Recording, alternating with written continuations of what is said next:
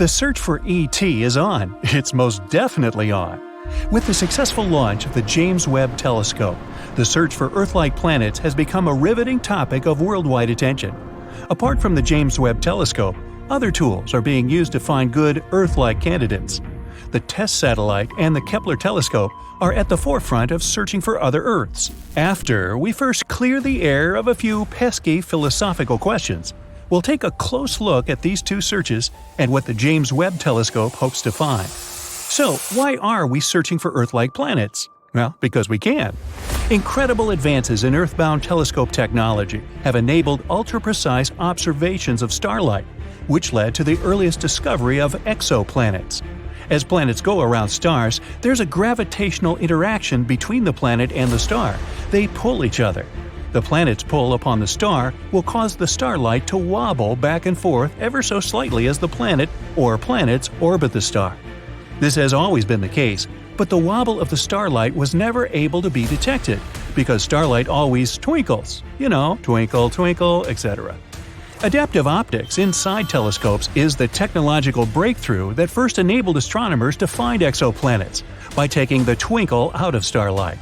Mechanical springs on the underside of telescope mirrors bend the mirrors ever so slightly to neutralize the distortion, the twinkle, caused by starlight passing through Earth's atmosphere. Without the glimmer of starlight, the slight wobble caused by planets pulling gravitationally on the stars is observable. The bigger the wobble, the more planets.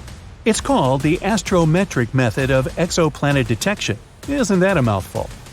Whole star systems and literally thousands of exoplanets were inferred to exist around nearby stars by analyzing the wobbly patterns of starlight.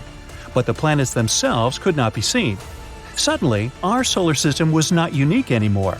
Astronomers got giddy over the inescapable conclusion that probably every star had planets. It became impossible not to ask the poignant question, is the Earth unique, or are there other Earths? What's the big deal about finding Earth-like planets anyways?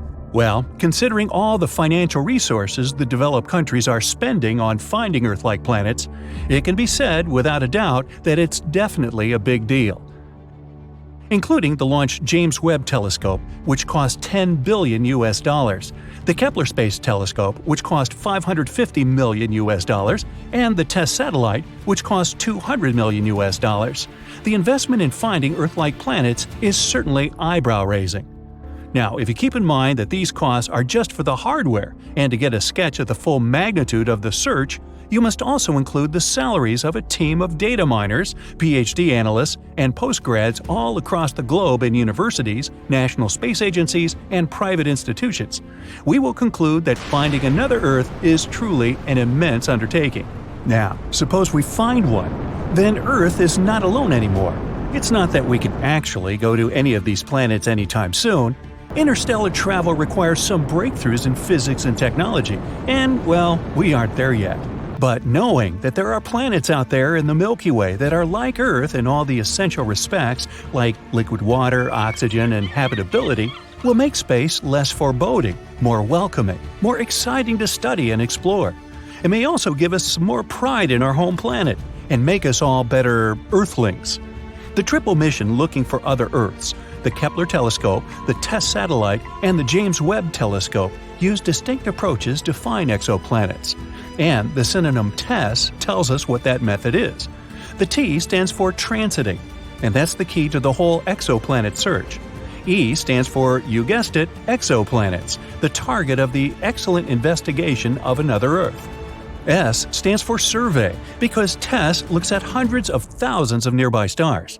And S stands for satellite, because TESS is orbiting Earth, unlike the James Webb Space Telescope, which will orbit the Sun. When a planet passes in front of a star, that is called a transit. The planet will block some of the light coming from the star. This decrease or dimming of the star can be measured. The dimming of starlight tells lots of things about the planet. By knowing how bright the star is and how much the star's light was dimmed by a transition in front of the star, we can tell how giant the planet is or how close it is. But we won't know which. Is it big or is it close? Until the planet's orbit is also timed. It means our TESS satellite must take long-duration videos of the stars. Ooh, video of the stars. Hollywood should like that. The test satellite doesn't have a telescope. It uses 4 CCD cameras to stream live long-duration videos of as many stars as possible, hundreds of thousands of stars. Why so many? Well, because for a transit of a planet to be observed, it must pass directly between the test satellite's cameras and the star. If the planet is not on the exact line-of-sight angle between the star and TESS's cameras, it cannot be seen because it will not cut off any starlights. Planetary transits are rare. For example, Venus passes across Earth's view of the Sun only every couple hundred years, yet TESS's cameras are seeing many planetary transits among the hundreds of thousands of stars it takes streaming long-duration videos of, and you know what that means. It means there must be hundreds or thousands of times more planets than are observed by the transiting method. It is, therefore, an inescapable conclusion that every star has planets. Planets are everywhere. And now, the James Webb Space Telescope, with its giant 21-foot 4-inch-wide mirror, is entering the search. It is a technological marvel, a wonder of the modern world, a miracle of advanced engineering. Anticipation is reaching a fever pitch. But with the heightened anticipation comes an almost equal amount of trepidation. And some things can still go wrong before the James Webb Space Telescope returns its first pictures. After the Hubble Space Telescope, for example, was launched in 1990, a repair mission had to be launched in 1993. The mirror on the Hubble was not very well inspected, and its pictures were very blurry. Astronauts had to go up and execute a spectacular spacewalk to fix the mirror. After the fix, the pictures Hubble sent back were more precise than it was ever designed for. This is how an improved model appeared. That cannot happen with the James Webb Telescope. The Hubble orbits the Earth and is accessible to astronauts. The James Webb Space Telescope orbits the Sun and is well beyond the Moon, out of the reach of astronauts, because there is no spacecraft equipped to carry them there. It cannot be manually fixed if something goes wrong.